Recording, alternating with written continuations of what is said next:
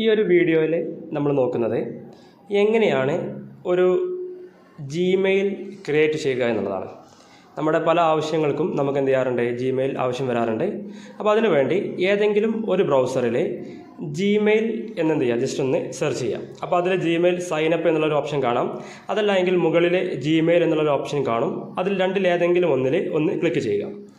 അപ്പോൾ ക്ലിക്ക് ചെയ്യുമ്പോൾ അവിടെ ഓട്ടോമാറ്റിക്കായിട്ട് സൈൻ ഇൻ എന്നുള്ളൊരു ഓപ്ഷൻ ആയിരിക്കും കാണാം. അപ്പോൾ നമുക്ക് ഓൾറെഡി ഉണ്ടെന്നുണ്ടെങ്കിൽ അവിടെ ക്ലിക്ക് ചെയ്യാം. അല്ലാന്നുണ്ടെങ്കിൽ ക്രിയേറ്റ് അക്കൗണ്ട് എന്നുള്ളൊരു ഓപ്ഷൻ താഴെ കാണാൻ പറ്റും. അതിൽ ക്ലിക്ക് ചെയ്തിട്ട് 3 ഓപ്ഷൻസ് ആയിരിക്കും അതിലുണ്ടാവുക. ഒന്ന് personal purpose, for my child, അതല്ലെങ്കിൽ ഫോർ മൈ വർക്ക്. അപ്പോൾ നിങ്ങളുടെ പർപ്പസ് എന്താണോ, അപ്പോൾ നിങ്ങളുടെ കുട്ടികൾക്ക് വേണ്ടിയിട്ടാണെങ്കിൽ ചൈൽഡ് എടുക്കുക, അല്ലെങ്കിൽ നിങ്ങളുടെ ഓഫീസ് ആവശ്യങ്ങൾക്കാണെങ്കിൽ വർക്ക് എടുക്കുക. ഇനി അതല്ല എങ്കിൽ നിങ്ങളുടെ പേഴ്സണൽ ആവശ്യങ്ങൾക്കാണെങ്കിൽ പേഴ്സണൽ എടുക്കുക. ദെൻ അടുത്തൊരു പേജിലേക്ക് എത്തും. അവിടെ നിങ്ങളുടെ ഫസ്റ്റ് നെയിമും ലാസ്റ്റ് നെയിമും ടൈപ്പ് ചെയ്യാം. അപ്പോൾ നിങ്ങളെ ഇമെയിൽ ഐ ഡി കാണിക്കുമ്പോൾ എന്താണ് നിങ്ങൾക്ക് ഫസ്റ്റ് നെയിമായിട്ടും ലാസ്റ്റ് നെയിമായിട്ടും വരേണ്ടത്, അത് അവിടെ എന്ത് ചെയ്യുക, ഒന്ന് ടൈപ്പ് ചെയ്ത് കൊടുക്കുക.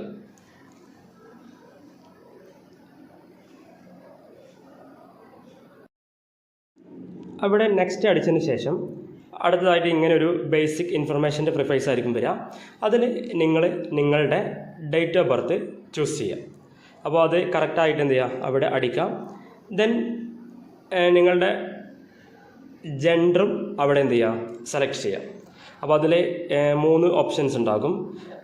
ഫീമെയിൽ, മെയില്, റൈദർ നോട്ട് സേ അല്ലെങ്കിൽ കസ്റ്റം. അപ്പോൾ മെയിലാണെങ്കിൽ മെയിൽ സെലക്ട് ചെയ്യുക, ഫീമെയിലാണെങ്കിൽ ഫീമെയിൽ സെലക്ട് ചെയ്യുക. ഇനി ഇത് രണ്ടും പറയാൻ ഉദ്ദേശിക്കുന്നില്ല എങ്കിൽ അല്ലെങ്കിൽ മറ്റെന്തെങ്കിലും ആണെങ്കിൽ അത് കൊടുക്കുക.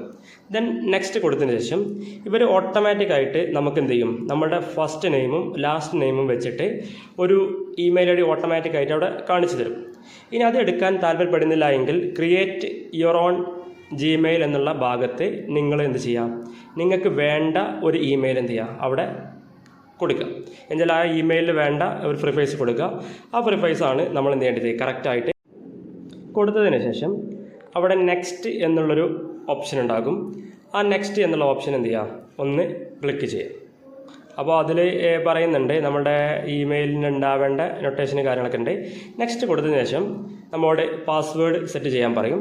അപ്പോൾ പാസ്വേഡ് അതിനൊരു കോൺഫിഗറേഷൻ ഉണ്ട്, അല്ലെങ്കിൽ ഒരു സിസ്റ്റം ഉണ്ട്. അതിലൊരു അപ്പർ കേസ് ഉണ്ടാവണം, ഒരു ലോവർ കേസ് ഉണ്ടാവണം, ഒരു നമ്പർ ഉണ്ടാവണം, ഒരു സിമ്പിൾ ഉണ്ടാവണം. അങ്ങനെയുള്ള ഒരു രീതിയിൽ എന്ത് ചെയ്യുക, പാസ്വേഡ് കൊടുത്തിട്ട് ദെൻ എന്ത് ചെയ്യുക, കൺഫർമേഷൻ കൊടുക്കുക. കൺഫർമേഷൻ കൊടുത്തതിന് ശേഷം നെക്സ്റ്റ് എന്നുള്ള ഒരു ബട്ടൺ ഉണ്ടാവും താഴെ. ആ നെക്സ്റ്റ് കൊടുത്താൽ നമുക്കിപ്പോൾ എന്ത് ചെയ്യും, ഒരു ഇമെയിൽ ക്രിയേറ്റ് ആയിട്ട് കിട്ടിയിട്ടുണ്ടാകും. അതിനുശേഷം നമ്മളോട് അല്ലെങ്കിൽ നമ്മുടെ മൊബൈൽ ഫോണ് മറ്റു കാര്യങ്ങൾ വെരിഫൈ ചെയ്യുന്നതിന് വേണ്ടി ഈ QR കോഡ് കാണിക്കും. ഇത് നിങ്ങളുടെ ഫോണിൽ ഏതെങ്കിലും ഒരു സ്കാൻ ആപ്പ് വെച്ചിട്ട് ആ ആപ്പ് വെച്ചിട്ട് ഈ ഒരു QR സ്കാൻ ചെയ്യാം, എന്നിട്ട് വെരിഫൈ ചെയ്യാം. അപ്പോൾ ഇത് സ്കാൻ ചെയ്യുമ്പോൾ നിങ്ങളുടെ മൊബൈൽ ഫോണിൽ കുറച്ച് ടേംസ് ആൻഡ് കണ്ടീഷൻസൊക്കെ നമ്മോട് ചോദിക്കും. അത് നമ്മൾ ഓക്കെ അടിച്ചാൽ ഓട്ടോമാറ്റിക്കായിട്ട് എന്ത് ചെയ്യും, ഇതിൻ്റെ ഒരു QR വെരിഫിക്കേഷനും അതുപോലെ തന്നെ നമ്മുടെ പേഴ്സണൽ വെരിഫിക്കേഷൻ എന്ത് ചെയ്യും, ഓട്ടോമാറ്റിക്കായിട്ട് ഇവിടെ നടക്കുന്നതായിരിക്കും.